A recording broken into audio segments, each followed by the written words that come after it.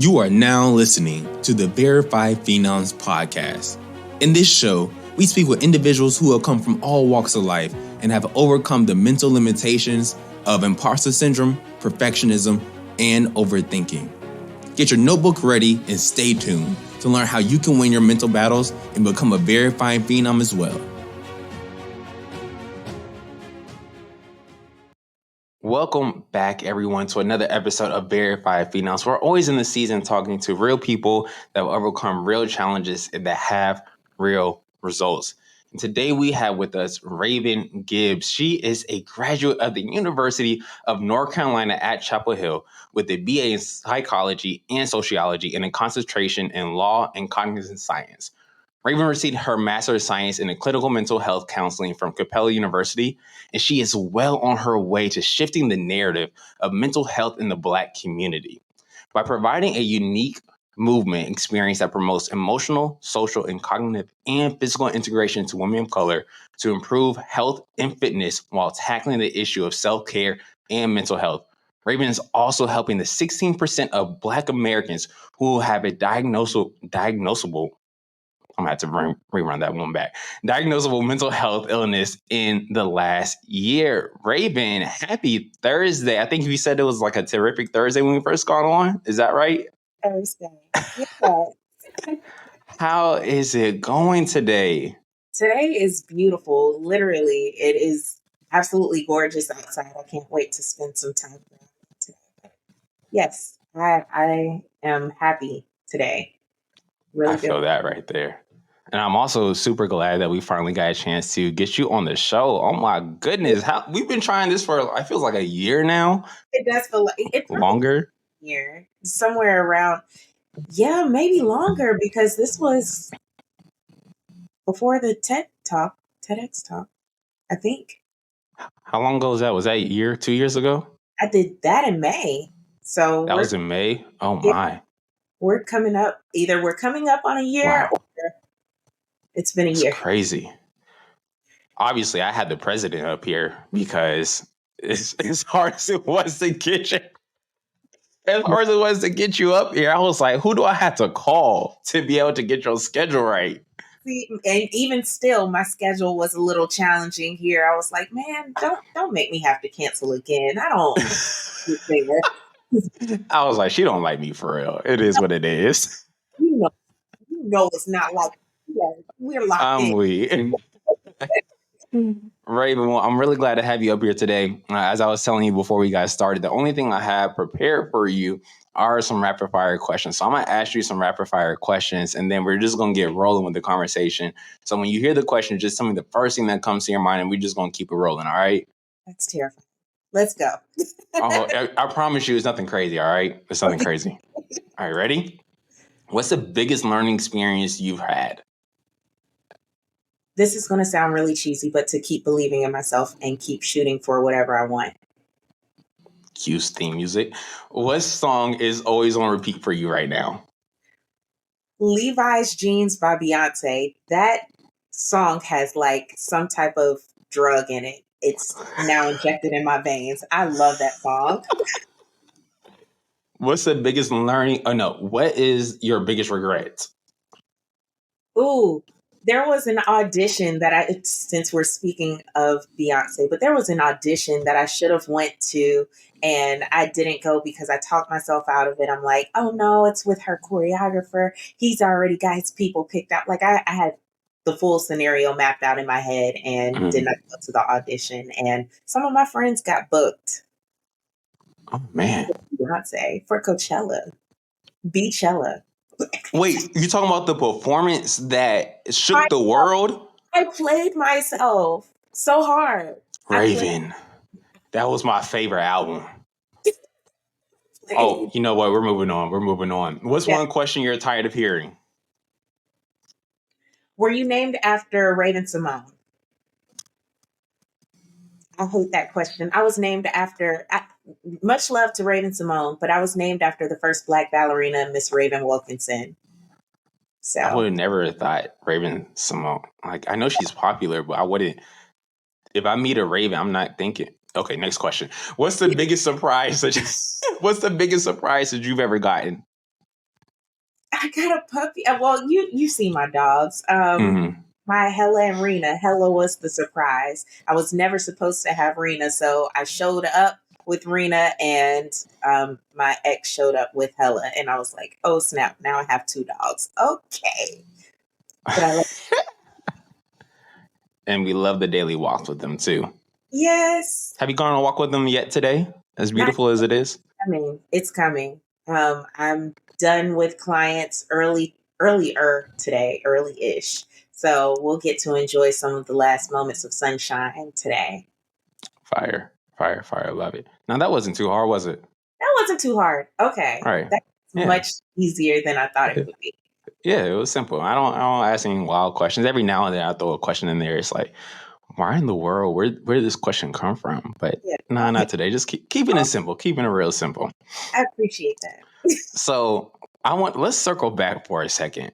Okay. You talked yourself out of doing this performance. I mean, auditioning. hmm So, What? Go ahead. I was just going to say it was a private audition. And it was one of those things where I thought they were just, I don't know what I thought, but I did not think that I was qualified enough. And so I kept going to whoever's auditioning, they've probably already worked with him before. Whoever's auditioning, they've probably been training with all of these other people. If you've been invited, obviously you've got the talent. You've, you've been scoped out. You've been placed here. This is your purpose. For me, I had to fight for this information for the audition in general. So I'm like, maybe I don't belong here. I don't have a manager. I'm not signed with an agency. They're not going to call me back. Who would they even call? They'd have to call me directly, and Beyonce ain't calling me directly. So, um, like everything that you can think of, I talk myself out of it. Like, I don't have the performance wear. It's not going to look as good as theirs. Who's going to do my hair before the audition? Like, I talk myself out of that audition from the Ruta to the Tuta. Like, we're done. You're not going. I got so many questions. Well, my first question, which I'm pretty sure people are listening to this may be wondering, are you even able to tell us how you're able to find out about this private audition? You're not able to spill those beans? I That was tried, y'all. easy. That would make life too easy. You okay? Okay. Is that your first time? Well, I know it's not your first time because you are definitely an accomplished dancer, right? So you have been on stage for other celebrities, other major artists, right? I don't know if you want to say their names, so I'll let you say them if you want to. But for you to have already been on stages over the like years and to not say that you didn't think that you were qualified, I think that's something that a lot of people deal with when it comes to, let's just say, like imposter syndrome, right? Where Right. you may already have the experience, and no matter what type of experience that you have, you will count yourself out of an opportunity because you maybe feel like you haven't reached your peak or whatever may be for anybody, right? But for you to have already been on tours, you have been on tours before, you've been on major stages, and you still said that I wasn't qualified. What about that? I know you said that you didn't have a manager, all that, but you had already been on stages before. So what about that was like, okay, what makes me not good enough to be on someone else's stage? More than anything, it was fear. If I Hmm. can allow fear, the chatter of fear to be louder than my confidence, then I'm not going to take this opportunity. And that's exactly what happened in that case. I didn't allow myself to even visualize myself on that stage. I Fear wouldn't let me even get to that point of being able to say I can visualize myself at the audition. Hmm. Um, it was just debilitating. It was limiting. I Though I had been on stage in the past and had done all of these different things, the tours, choreographing for people, dancing for people, it just was never enough for me to validate myself and say, this is the space that I'm supposed to be in, and I do belong here. And that's happened in other situations, but been able to, with the help of therapy, with the help of my friends, with the help of myself, because I had to do the work as well, just I've been able to validate my different experiences and say, yes, I did do that. Yes, I am capable of that. My brother, my big brother, he always says to me, I don't know why you didn't go for it. You point, shoot, land anyway. You always land on what you want. There's no second guessing with you. Whenever you say you want to do something, you do it. Why did you fall back in that moment? And all I can come to is fear of rejection, fear of hearing that no, or they don't even say no. They just tap you on the shoulder. Get out of the room. It's cold. It's cold. Ow, ow, that hurts. The worst That one. hurts. Um, you can go ahead and grab your things. What is this, a reality show? Good. Or like grab them to go with you. Oh my goodness. It's That's crazy. of I all of cry. yes, and I'm an ugly crier. I will cry right in front of you. Yeah, yeah, and I did. I've done it. Oh man, tap your on your shoulder. You can get your things to go. That's crazy. Wow. Okay, so that was, let's see, it's 2024 now, and that was what 3 years ago? That Three, was that was was it 2019? Is that 5 years ago? 2018 is when Man, that. has that been around? Maybe it has been around that long. It was. Wow. Okay, cool. So it's been over about 5 years, right? Time flies. Wow. Um, have you let fear get to you at all since then? Was that like a moment after it passed? You were like, you know what? I cannot let the fear of failure, the fear of succeeding, stop me anymore. I just talked about that with my therapist. It's Therapy Thursday. Um, I had written a question to myself: Are you more afraid of your fears, or are you more afraid of success? And for a long time, yeah, I sat with that question for a long time. Um, and up until I'll say probably the beginning of this year, from 2020 until the beginning of this year, I had let fear dictate everything that I would do, or everything that I could conceptualize in my mind. Because up until that point, like I said, my brother has always said, "You point, shoot, land, and you get it. It's always yours." But somewhere around the pandemic is when I just stopped pointing and shooting, Mm. didn't land. Um, but recently, it was one of those things where I started reading A Year of Yes by Shonda Rhimes. I do love that book so far. But aside from that, it was just one of those things I told myself, I'm not telling myself no anymore. Depending on what you believe in, you only have one life to live. What are you going to do during that time that you're here? And if you keep telling yourself no, you don't give anybody the opportunity to tell you yes. So no, I'm not going to do that anymore. I'm going to go after every yes that's possible. And if it was a no, I'm going to change your mind and make it a yes. There is Mm. nothing going to stop me at this point. And since I've shifted that in my mind, I've just been going for every single opportunity. And it's been good. It's been really good. Well, since then, what opportunity have you gone for that has surprised you? What well, I got to see you there, but one of the big opportunities that was a point shoot land moment, it actually started on my birthday last year. Or around my birthday last year, when Dreamville Festival came around. I had met one of the producers briefly and was like, I have an idea. And he was like, table that. This is not the time. I was like, but it was one of those things where I was like, okay, I will table it for this moment. Not even for, I won't even give you a long time here. I created a pitch of all of the ideas that I had, and just threw it out there. And I'm like, at some point it's going to stick. It's above me now. This is all on God. So whatever you want from this is what it will be. And when we got the opportunity to partner with them, I was like, this is my dream. This is something that I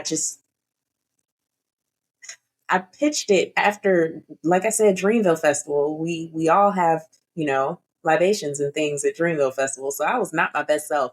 But the fact that this dream came around and I was able to have a full circle moment and have representation at Dreamville Festival and be a partner with the Dreamville record label, that's huge. And that's all because I decided to say yes to myself instead of beating myself up and telling myself, no, you can't do that, or no, you're not capable. I've never been a partner to a music label before. I've never done a festival before other than dancing for one. So all of these things I could have just as easily said, you're not qualified, you're not capable, you can't do these things. But instead it was, okay, maybe you're not qualified, but neither is anyone else because it hasn't been done before. Mm. That's the worst that go for it. Oh, Yeah. So that was my favorite yes moment of this year that I shot for. I love that so much. I can relate to that so much because there's so many things that I've been doing over the last 5 years Yeah. that kind of seem maybe random, but I've also kind of started to develop that mentality of just like point and shoot. I'm gonna shoot my shot and I'm gonna see what goes in. Mhm. And I've done so many random things. If anybody that has known me over, let's just say about 7 years ago, I was known as like the photographer and videographer person. That's what everybody knew me as. You probably saw me doing stand-up sports reporting, highlight videos for different teams or whatever it is. And then after that, I was like, okay, I'm going to go for my brand.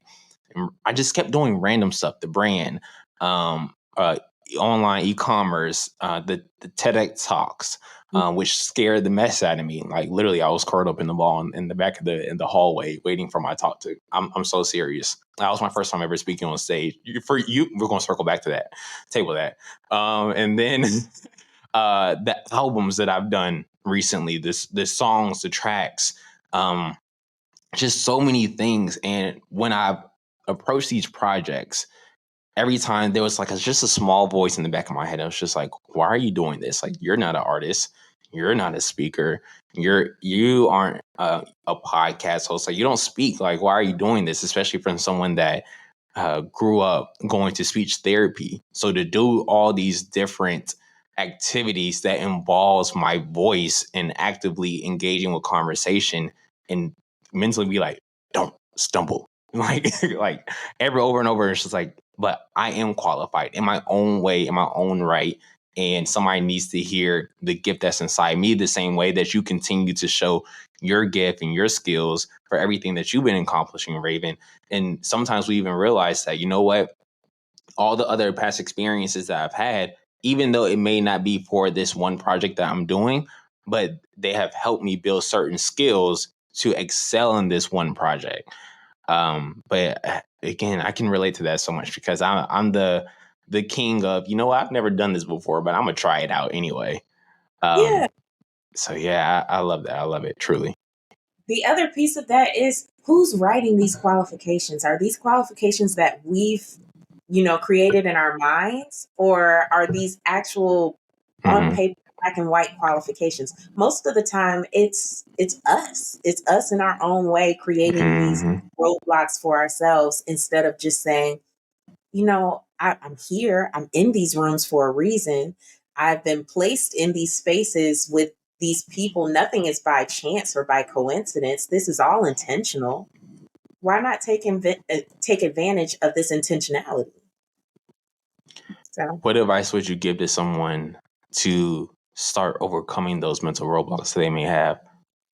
mm, got a lot of advice. Say yes to you. Get out of your own way is number one, because you deserve it. Know what you deserve, and well, yeah, let's take it a step back. Know who you are. Mm. Know who you are well enough to know what you deserve and what you're calling into your life, what your needs, wants, and expectations are, so that when you are confronted with these different opportunities, you're able to say, well, this one is fitting for me, or this one, and notice I didn't say I fit the qualifications or Hmm. that I fit that role, that it works for me.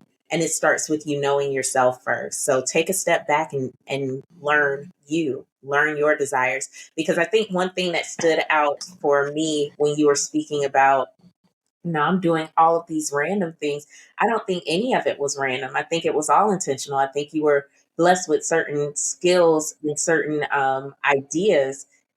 This is your vision. I wasn't meant to share in the vision of this for you. So bump what anyone is thinking about what it is that you're doing. You have been gifted in this special, very unique way that you do have all of these talents and you can put them together into what you want to craft your brand to be. So everything is intentional.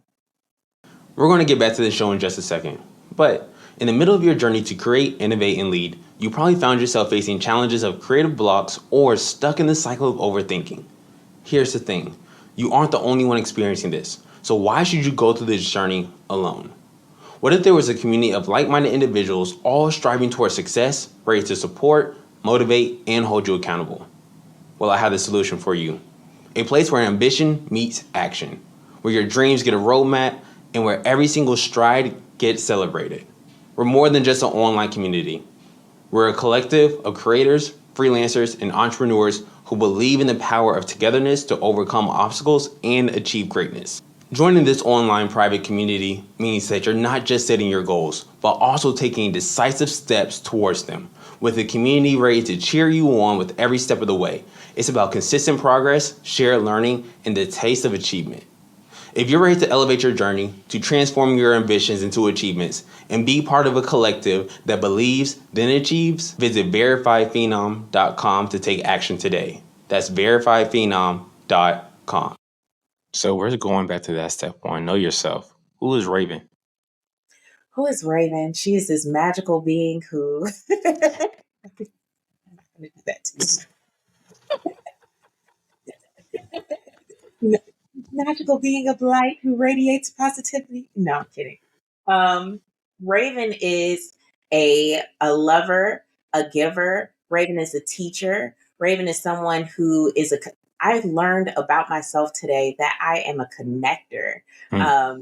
I didn't realize how much I had been in that space to make connections for people in my life and advance them through connection until my therapist actually pointed that out to me today. And I was like, oh, snap. I actually have it written in all of my notes here. But yeah, I'm a connector. I'm someone who is incredibly ambitious, but also someone who would like to see others advance even more than myself. So I am a lifter of individuals. I can go on with the I ams. I am a lot. I am statements are powerful, first of I all. powerful. I do recognize that.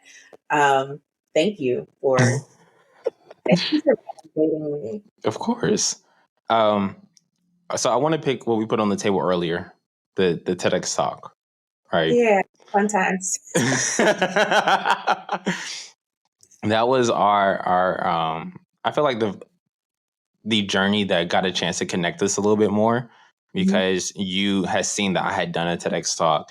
You're like, mhm. I have this idea and whatnot.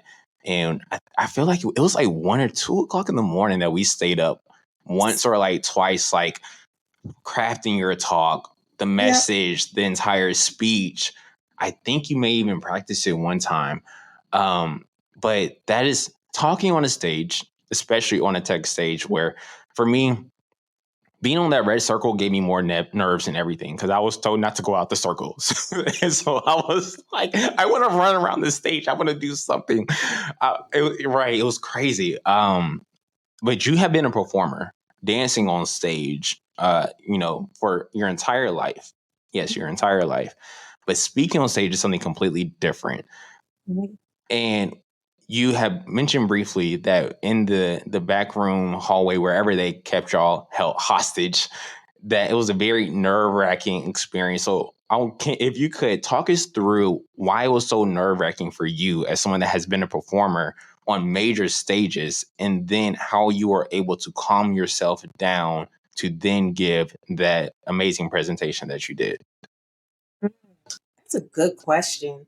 So, for the majority of my life, I have used my body as my voice. I had never heard my voice Mm, projected on a stage. I've never been alone because, you know, when you're, mm, for the majority of us, when we do these TEDx talks, we're alone. I have seen groups, but you're right. alone. The spotlight is literally on you. As a dancer, the spotlight is not on me, it is on the artist. I'm just background. So, this is my first time really being in the forefront. This is the first time that I'm really using my voice in this way. And I'm talking about something that I'm passionate about, but I'm talking about it in a way that I'm revealing a lot about myself. I'm being Mm, very transparent. There were some things that I shared in my TEDx talk that even my mom didn't know. So this mm. was a moment of complete transparency for me that I had never really experienced before. And aside from that, contrary to everyone's beliefs, I have horrible stage fright and I get really, really anxious. I've always dealt with anxiety since I was probably, since I can remember starting dance, I've dealt with anxiety. So I'm Hmm. also battling this anxiety of just generalized anxiety and then stage fright. So there was a lot to deal with right before going on stage. So like you, not even joking, I was in that in the green room like don't talk. Please. Oh, I am trying to remember how to speak, like not how to say what I need to say. I'm trying to remember how to get words to come out. Please just leave me alone. So yeah, I was in the back, and any of that group can tell you, yeah, she was a ball of nerves. Even when I got done speaking, I remember coming back and saying, "Okay, did I say words that were cohesive? Did they make sense?" The whole group was like, "Yes, you did well. It sounded just like it was when you rehearsed it." And I'm like, "Oh, okay." It didn't feel like that because the time also went by so quickly. It felt like the longest time ever, but it went by quickly. I don't know how to describe that other than that was the longest, what, 8 minutes of my life. I But feel like I blacked out when I did mine. yeah, Like I yeah, stepped on stage. I remember I was so nervous that when as soon as I stepped on stage, that I closed my eyes and took like 3 deep breaths good. because I was like, I'm here. And then I looked out in the audience. I was like, oh, I got to say something now. And I could not get any words out of my mouth. So I just had to close my eyes and take some deep breaths. And then Yeah, after that, I said my first line of my speech and then I blacked out. And I just, the only time that got me focused again was a phone went off during my yeah. performance, and then which was my fiance's, um, and then I kept on doing the performance, and I was like, "Wow, is it over? Like everybody's clapping." I guess I got to step off the stage now. We had very similar experiences. The thing that brought me back, someone's camera fell. And I was Ouch. like, oh, okay, okay, okay, okay, you're here. You're here, babe. Come on, bring it back. It's time. But yeah, I remember, like you, I took those deep breaths. Luckily for me, my talk was focused a lot on mental health. So they thought I was just practicing different breathing exercises.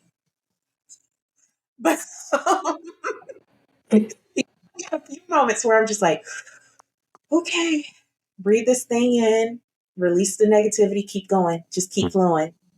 You've got something impactful and powerful to say it. And however things come out, you can't change it now. So just do it. Behavioral activation, just do it. So, on the topic of imposter syndrome, Hmm. when someone is stepping on a stage, whatever it may be, in this case, we're talking about a physical stage. Okay. If you believe in your heart or you're telling yourself that I don't belong here, Mm. and you have that stage fright, and stage fright is something that you were saying that you've been dealing with your entire life. And are you still dealing with that now? Yes. Okay. Okay, so you're dealing with stage fright, performance anxiety. Some people may look at it. How are you still putting on a quality show, quality performance, quality piece of art, even though you have that sometimes for some people fear of performing, in your case anxiety, for other people they just believe that they don't actually belong on that stage to be presenting. If you are on that stage, you belong on that stage. You did not come, you did not go through that journey to get on the stage just to be an accessory. That was never your purpose. You were meant to do something far greater than what even you in your mind can conceptualize, or else you wouldn't have been there in the first place. So that's number one. Number two, in practice, I like to ground myself before doing anything on the stage. Like I said, it creates a lot of anxiety for me. So the first thing that I need to know is that I am here. I need to disconnect from everything else and reconnect with myself. And I do that through grounding. There are so many different grounding exercises that you can do. I think the easiest one for me is 5, 4, 3, 2, 1, where you're going through 5 things you can see, 4 things you can feel, 3 things that you can hear, 2 things that you can smell, 1 thing that you can taste. Going through all of those things helps to put you back into position of, okay, I am present and I'm fully present. I'm aware of my surroundings and I'm grounded in who I am and where I am in the space. Doing that has transformed so much. And it sounded like a lot. We can go 2 by 2 with your senses if need be. But yeah, 2 things that you can see, 2 things you can feel, all of those things so that you can reconnect with yourself and breathe through that thing. Again, you were purposed to be here. Take in this moment. This moment is yours, and regardless of what it felt like getting to this space, getting to this point in your journey, or regardless of what it feels like to even be on that stage in that moment, remember you would not have gotten here if you weren't meant to be there. And that's just all there is to it. Don't second guess any of it, because no one else is second guessing it. They placed you on that stage for a reason. Mhm.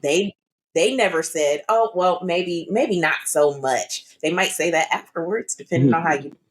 But for the most part, they've not guessed at all on you being in that space. So why are you the person that knows you best? Why are you the person telling you that you don't belong there? Mhm. When you can answer that question, come back to me. Question for you. So Yeah. after, you've been dropping a lot of gems.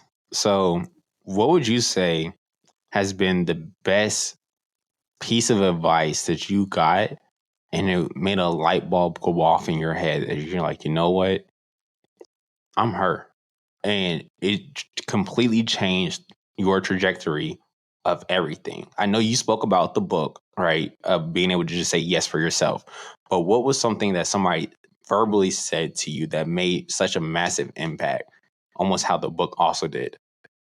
I felt myself tearing up. But there, my mentor, Raven Wilkinson, she, like I said, she was first Black ballerina. She had encountered so much in her journey. She's she's since passed, but she was 80 plus years old, still on her dance journey.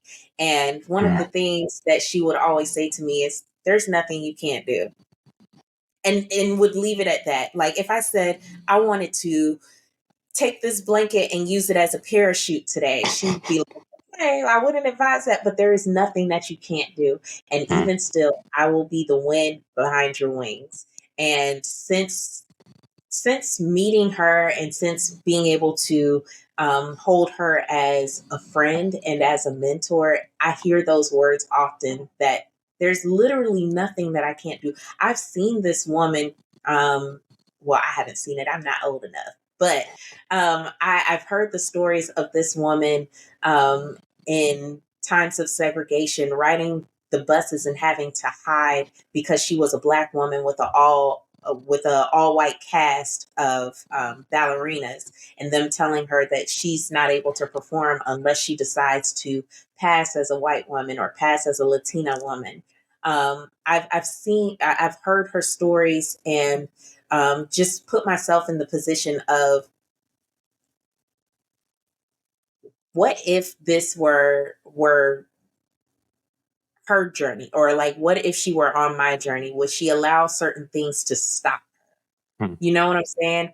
And the answer is always no. So there is nothing that I can't do. If this woman can overcome racism during segregation times as a black woman, and the only black woman in this space, she's a glass ceiling breaker. She's that girl. If I have that girl telling me that I'm her and there's nothing I can't do, yeah, I have no choice but to believe that every single day of my life.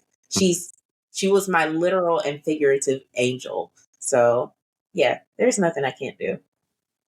What's next on your list then? Ooh, I can't tell you, but it's good. Oh my It's gosh. Okay. okay. Okay. I'll give you a little bit of a teaser to what I'm working All right. Cool, on. cool, cool. Okay, so you and I have talked about how I've wanted to, shift the narrative and break the stigma when it comes to mental illness, especially in historically marginalized communities. Ever since, well, partially since Dreamville, there has been this like itch to. I'll just tell you. Okay, part of it. I'll tell you part of it. So, what I'm hoping to do next is infiltrate the music industry a little bit. Ooh.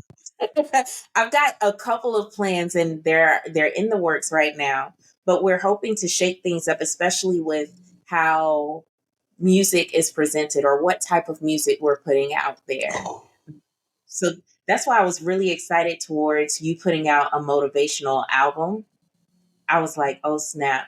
This is good. We actually we need to connect outside of this to talk about that." But Big yeah, facts. I got a second one coming. hey, but that's what I'm working on right now. The production side of things. What does this look like to get individuals together? To get individuals together to create something that could really shift that narrative that Mhm. that mental illness doesn't happen in our community, or that it doesn't affect us in the same ways or worse ways as other populations. I think that it is important to expand not just our knowledge, but expand our understanding of what that looks like for us as Black individuals, and create space for individuals to be able to express themselves in a way that is healthy and in a way that promotes more mental wellness. So um, I am going to tell you more about this Well, personally. offline. I Do got it you. here. I got you. Remind me to send you one of the tracks I just finished for the album too. All right, so wrapping up here today, I have one question for you. I love to ask everyone this question Okay. before we head out. What was success to you 10 years ago, and what is success to you today? Boy, how that's changed. So success to me 10 years ago, that was, right after undergrad and getting out into the world. So my idea of success, and I was dancing primarily. My idea of success was just to be on that stage, just to be on the stage behind somebody. And it was always behind someone. I Mm, need to be on stage behind someone. Success now is spreading the message towards awareness in my community and healing my community. mm, And of course, I started with myself and I started with my family, but to see the impact that we've been able to make on a not micro level, macro level, mm, and how we're influencing individuals. Like, we had someone from Denmark spend about an hour of their time with us at Dreamville Festival, just talking about mental. Like, that's success to me. That even if no one else stopped by, there was one, hey, there was one that was, touched by what we were doing and the message that we were trying to spread. My success is the success of others. So it's definitely shifted from back in the day. Would you, I know I said that was the last question, but you just sparked something else in my mind. Would you ever do a Black mental health podcast or show? I've been asked about that so much. I honestly, it's not a no. It's definitely leaning more towards yes. I just don't know where to start or where to go. Yeah. So, hey, hi. I wanted to ask, but I'm like, everyone, again, here comes that imposter syndrome or that negative internal dialogue saying, everyone is doing a podcast, but everyone ain't me. So just do it. Just do it. Everyone's not you. You can do it. Anything that you believe that you can achieve, you can do it. Yeah. All right. Yeah. So wrapping up here today. How can people find you? How can they support you? Okay. You can find me on socials, you can find me at Raven_Nicole_. That's across all social media platforms.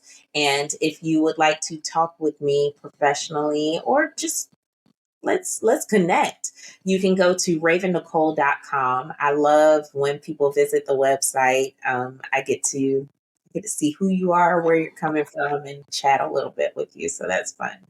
Can you spell it out for everyone? Because there are always different Yes. variations spell names.